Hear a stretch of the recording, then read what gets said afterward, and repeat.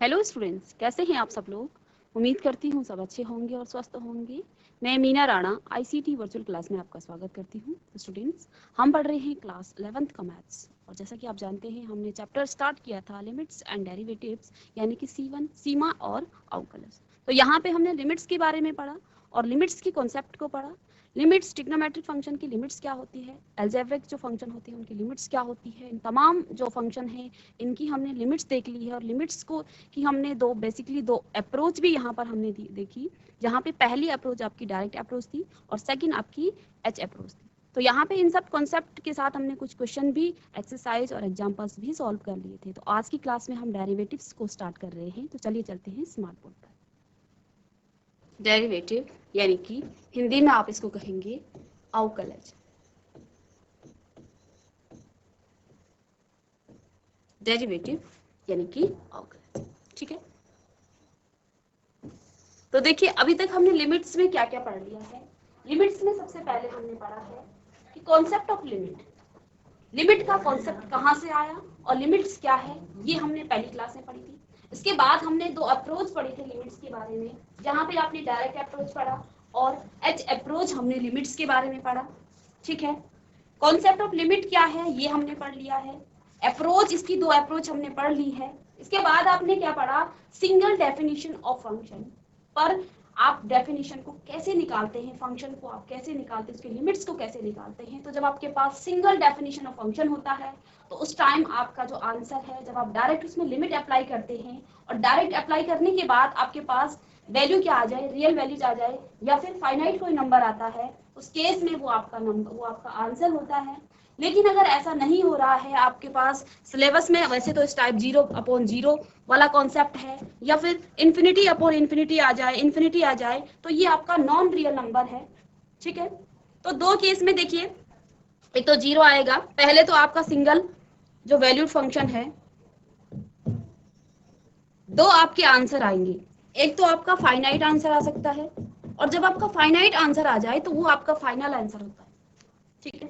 Final answer ना आए, finite ना आए, रियल नंबर ना आए, तो क्या आ सकता है, इन्फिनिटी आ सकता है, माइनस इन्फिनिटी आ सकता है और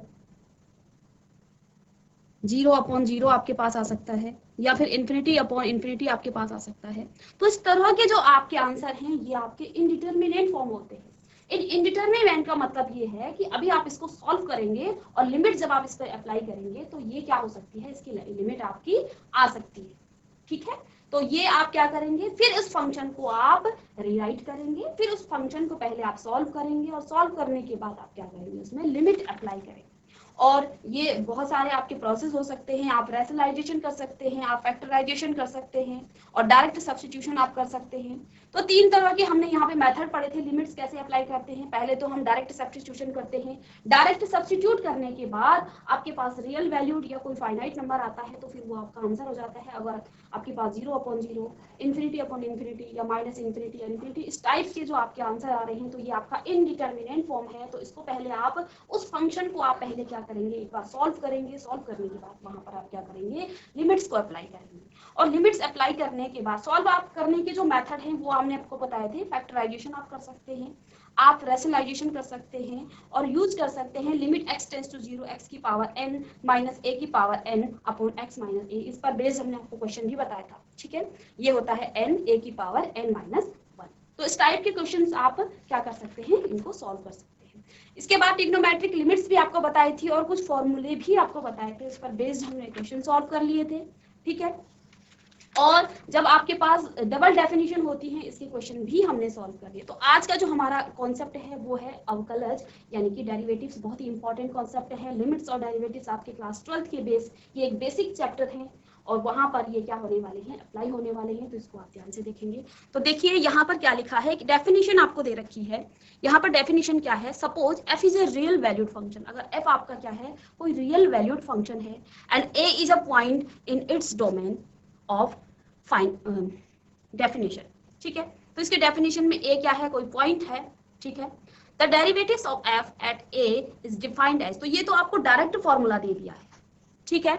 यहाँ पर आपको डायरेक्ट फॉर्मूला दे दिया है। अब हम ये जानेंगे कि ये जो फॉर्मूला है ये आया कहाँ से और डेरिवेटिव्स होता क्या है, ठीक है। तो यहाँ पर आप हेडिंग डाल लेंगे डेरिवेटिव्स यानी कि अवकलज।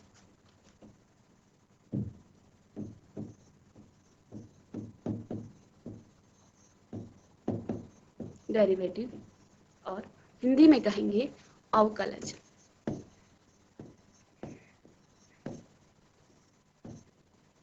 ठीक है, तो लेट्स सपोज कि आपके पास y is equal to F X is a function. ठीक है, y is equal to F X is a function, और फंक्शन आपके पास क्या है, कुछ भी हो सकता है, ये आप कुछ भी रख सकते हैं। एक्स स्क्वायर प्लस 5 मैं यहाँ पर रख रही हूँ फंक्शन का मान, और हमें इसका क्या करना है, अवकलज करना है। इसका मुझे अवकलज करना है। तो पहले तो हम ये देखेंगे कि अवकलज को आप कैसे डिनोट करते हैं। ठीक है, तो अवकलज को आप डिनोट कर सकते हैं dy upon dx, dy upon dx, y का x के सापेक्ष अवकलन। इसका मतलब क्या है, y का x के सापेक्ष आप क्या कर रहे हैं, अवकलन कर रहे हैं। या फिर इसको आप लिख सकते हैं, क्योंकि इसको आप क्या लिख रहे हैं, y is equal to F X. ठीक है, तो इसको आप क्या लिख सकते हैं, एफ डैश एक्स। तो डिनोट किस तरह से किया जाता है, एफ डैश एक्स। या फिर क्योंकि y को आप एफ एक्स भी लिख रहे हैं, तो इसको आप क्या लिख सकते हैं, d अपॉन, और करके लिखेंगे d upon D x of F of x. तो इस तरह से भी आप इसको डिनोट कर सकते हैं। ठीक है, मोस्टली यहाँ पर आप एफ डैश एक्स या फिर dy अपॉन डी एक्स से ही हम क्या करते हैं, इसको डिनोट कर सकते हैं। ऐसा भी इसको लिखा जा सकता है d upon D x of F x, क्योंकि एफ एक्स आपका फंक्शन है और फंक्शन आपका y है। ठीक है, तो इस तरह से आप इसको क्या करते हैं, डिनोट करते हैं। तो इसका मतलब क्या है, dy अपॉन डी एक्स का, dy अपॉन डी एक्स, इसका मतलब क्या है, या तो आप इसको लिखेंगे कि y का x के सापेक्ष अवकलन, y का x के सापेक्ष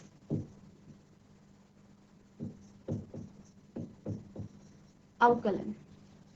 अवकलज कहें, अवकलन और अवकलज में क्या डिफरेंस है, ये भी हम अभी देखेंगे। अवकलन,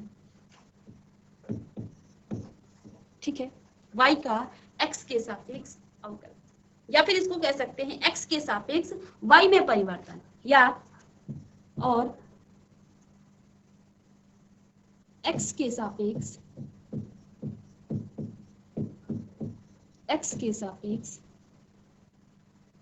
y में परिवर्तन, y में परिवर्तन। तो x के सापेक्ष y में परिवर्तन। ठीक है, तो दो तरह से इसे लिखा जा सकता है। या फिर इसको आप लिख सकते हैं स्पर्श रेखा की प्रवणता। dy अपॉन dx का मतलब ये भी होता है, dy अपॉन dx मीन्स स्पर्श रेखा की प्रवणता।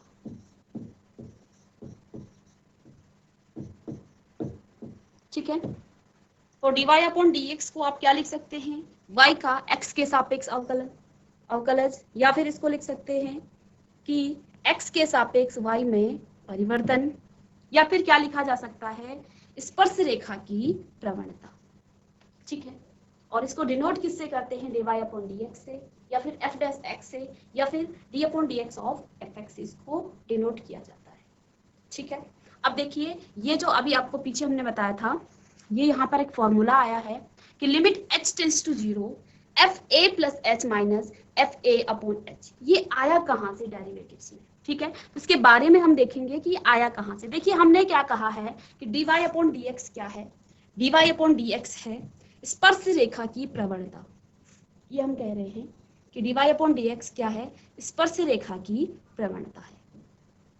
ठीक है, इस बात को हम इस फॉर्मूले में कैसे अप्लाई करते हैं, तो देखिए यहां पर एक फिगर आपको दे रखी है। ठीक है, ये फिगर है।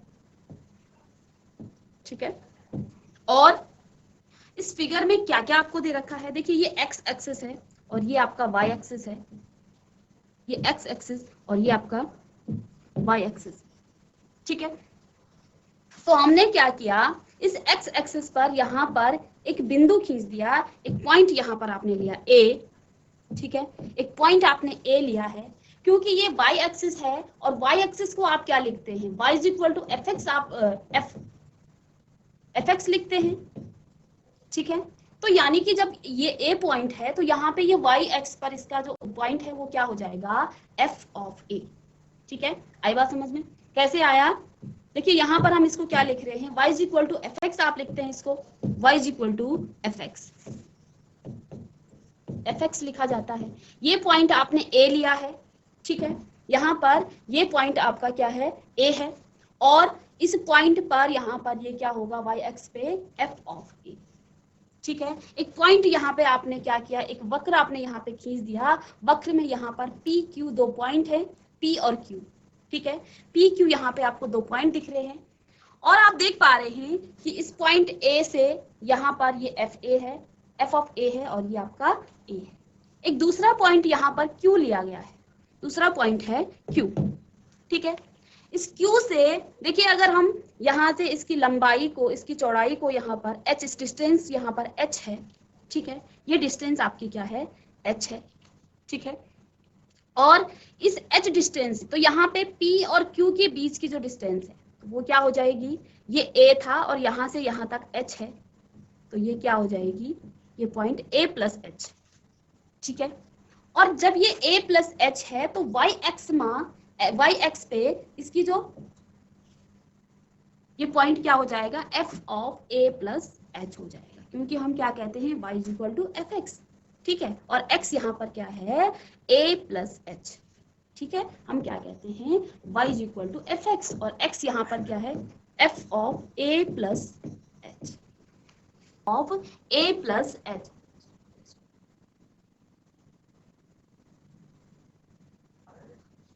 ठीक है, तो ये आपका क्या हो जाएगा, f of a plus H.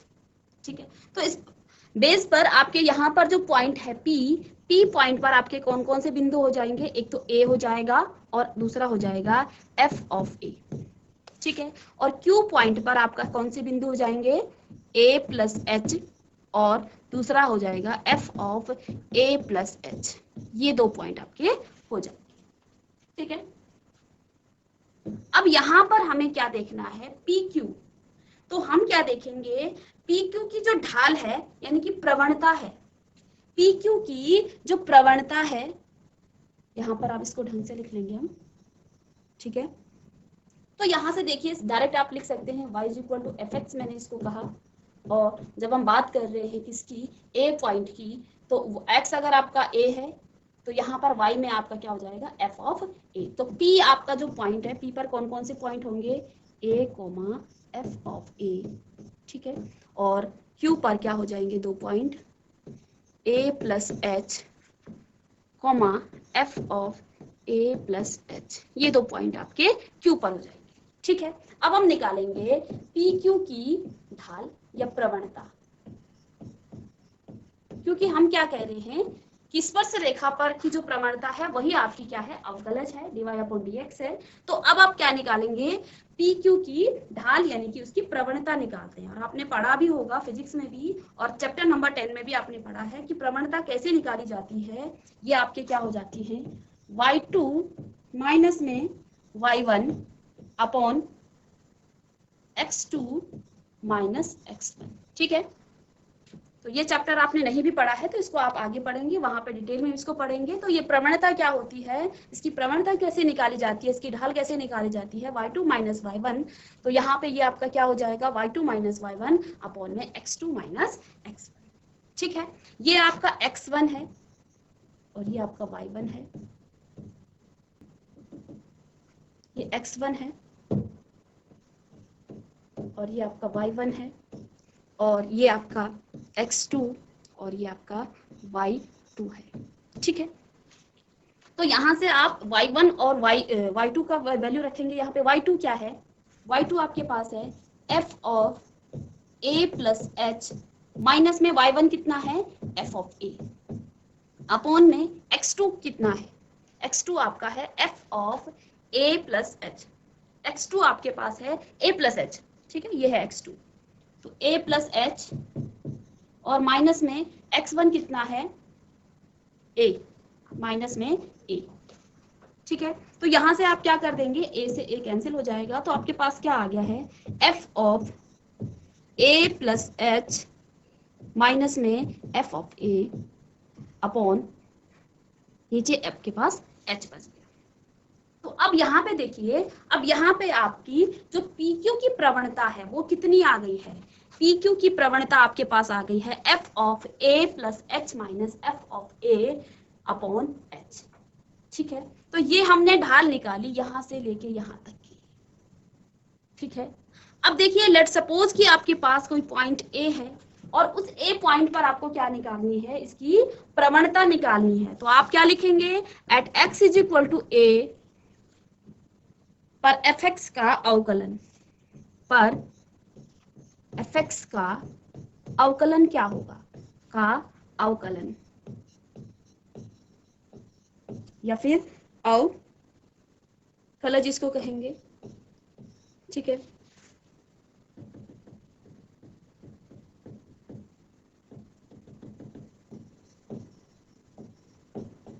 इसका अवकलज।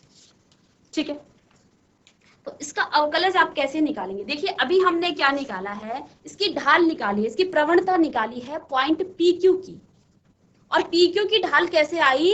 देखिए यहाँ पे PQ की जो प्रवणता होती है उसका फॉर्मूला होता है y2 माइनस y1। हमने 2 पॉइंट निकाल लिए हैं, Q P और P पर इनके जो है निर्देशांक निकाल लिए हैं। यहाँ पर आपके कोऑर्डिनेट्स हमने निकाल लिए हैं, x1 y1 और x2 y2 हमने निकाल लिए हैं। ठीक है, क्योंकि प्रवणता का जो फॉर्मूला है वो y2 माइनस y1 होता है अपॉन x2 माइनस x1। तो यहाँ पे देखिए y2 आपका क्या था? f of a plus h, तो हमने यहाँ पर y2 की जगह पे रखा। y1 आपके पास क्या है? f ऑफ a, तो ये हमने रखा। x2 आपके पास क्या है? आपके पास है a प्लस h और x1 आपके पास है a, तो यहाँ से a से a कैंसिल हो गया है। और y PQ की जो प्रवणता है वो आपकी कितनी आई है? f of a plus h minus F A upon H. Concept इसका बताया जा रहा है, क्वेश्चन हम इस कॉन्सेप्ट पर, इस फॉर्मूले पर ही हम इसके सारे क्वेश्चन को सॉल्व करेंगे। ठीक है, अब यहाँ पर क्या कहा है? अब हमें क्या निकालना है? x is equal to a पर fx का क्या निकालना है? अवकलज निकालना है। अवकलज का मतलब है इसकी प्रवणता हम यहाँ पे निकालेंगे, आप ग्राफ में देख सकते हैं। तो देखिए, क्योंकि अब अभी देखिए h को हमने बहुत दूर यहाँ पे लिया है, h यहाँ पे आपने बहुत दूर लिया है। ठीक है, यदि हम क्या करें, हमें क्या निकालना है? यहाँ पर इस पॉइंट पर इसकी प्रवणता निकालनी है। और प्रवणता क्या होती है? प्रवणता स्पर्श रेखा की प्रवणता, dy अपॉन dx क्या होता है? ये होती है स्पर्श रेखा की प्रवणता। ठीक है, तो यहाँ पर आप देख पा रहे हैं अभी h आपका बहुत दूर है। यदि हम इस h को थोड़ा नजदीक ले आए, यहाँ ले आए, फिर यहाँ, यहाँ, यहाँ, और बहुत नजदीक इसके लिए आए, बहुत नियरेस्ट इसके लाए, तो इसकी जो देखिए ये पॉइंट आपका क्या है? ए है। इस पॉइंट के जस्ट यहाँ पर बगल पर इतना नजदीक हम लाए, लेट सपोज कि यहाँ पर ए आपका क्या है? 5 है, और 5 को हम आगे जो h है वो कितना ले रहे हैं? h आपका क्या है? 0.0000000 और 1, यानी कि ये बिल्कुल इतनी नियरेस्ट है कि आपको दिखाई भी नहीं दे रहा है। तो उस टाइम जो इसकी स्पर्श रेखा क्या होगी? वो ये होगी जो आपको ब्लू लाइन यहाँ पर दिखाई दे रही है। ठीक है, यानी कि उस टाइम आप क्या कह सकते हैं कि PQ की जो प्रवणता है वो इस पॉइंट A के क्या है? बिल्कुल सेम है। तो यहाँ पर आप क्या कहेंगे कि जब h बड़ा है तो AB रेखा व A पर जो स्पर्श रेखा दोनों अलग अलग होंगी, लेकिन जब h आपका बहुत छोटा होगा, इतना छोटा होगा कि h टेंस करेगा किस तरफ? 0 की तरफ, तो उस टाइम स्पर्श रेखा की जो प्रवणता होगी वो PQ जो आपकी पॉइंट होगा उस पॉइंट के बराबर होगा। ठीक है, यानी कि आप क्या कह सकते हैं, क्योंकि ये PQ की प्रवणता है तो हमें क्या लेना पड़ेगा? यहाँ पर आप लिख सकते हैं कि जब h बहुत छोटा है तो AB रेखा, तो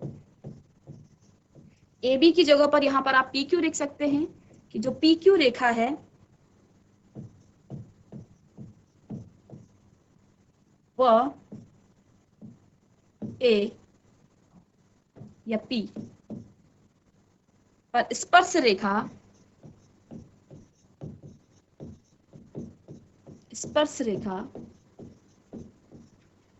की प्रवणता, स्पर्श रेखा दोनों समान होंगी, दोनों समान होंगी। ठीक है, दोनों समान होंगे। ठीक है, या हो जाएंगे।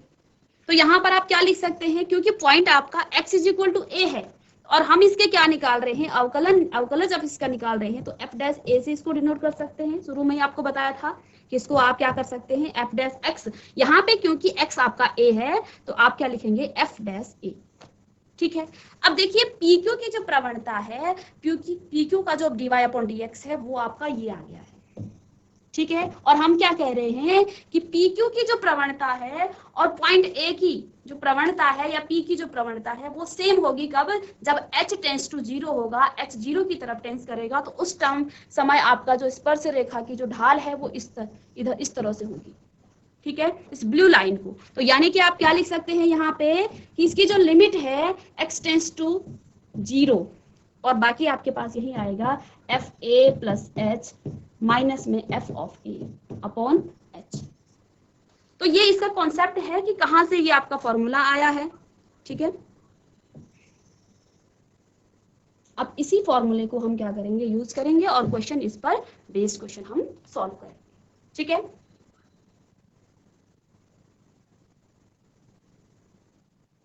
तो यहां से आप क्या कह सकते हैं कि जो एफ डैश ए है वो किसके इक्वल होगा, limit H tends to 0 F of A plus H minus F of A upon H. ठीक है, अब देखिए यहाँ पे दो चीजें हैं, एक है अवकलज और दूसरा है अवकलन।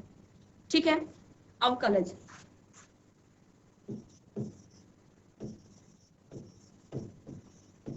दो वर्ड हैं, अवकलज और एक है अवकलन। इसको आप डेरिवेटिव्स कहेंगे और ये आपका डिफरेंशिएशन है। ठीक है, तो इन दोनों में फर्क क्या है, तो अवकलज क्या है, अगर आपने क्या किया है dy अपॉन dx निकाला है तो उसको आप क्या कहेंगे, वो आपका अवकलज है। ठीक है, और अवकलन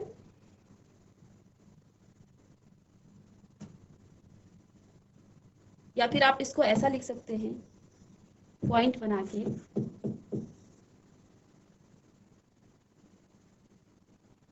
dy upon dx is equal to y का x के सापेक्ष अवकलज, y का x के सापेक्ष अवकलज। ठीक है, y का x के सापेक्ष अवकलज, और अवकलज जो निकालने की जो प्रक्रिया है, अवकलज निकालने की प्रक्रिया को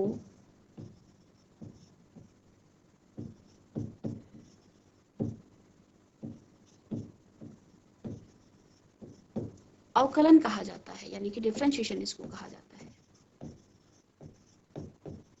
अवकलन कहा जाता है।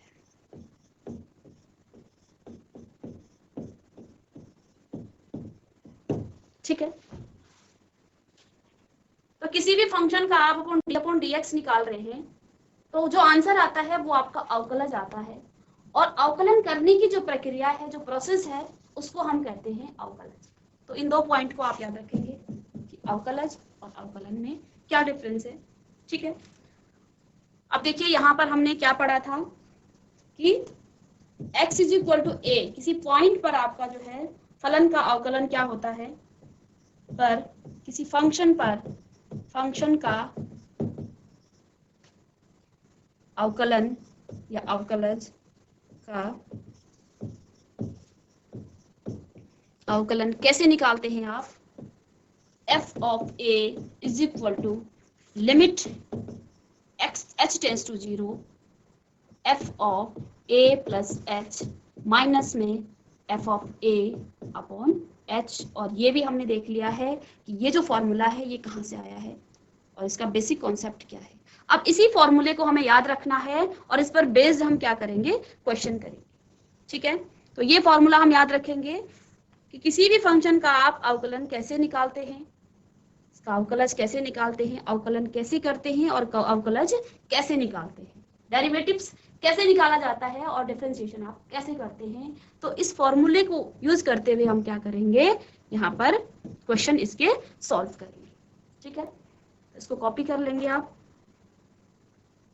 चलिए एक क्वेश्चन सॉल्व करेंगे। यहाँ पे क्वेश्चन है आपके पास, find the derivatives at x is equal to 2 of function f x is equal to 3x। तो ये आपके पास आपकी एनसीईआरटी बुक का एग्जाम्पल है।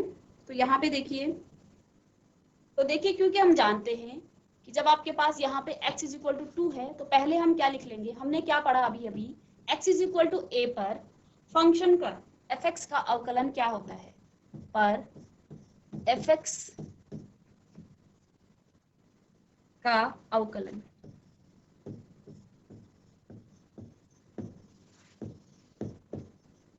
तो क्या होता है, f dash of a is equal to limit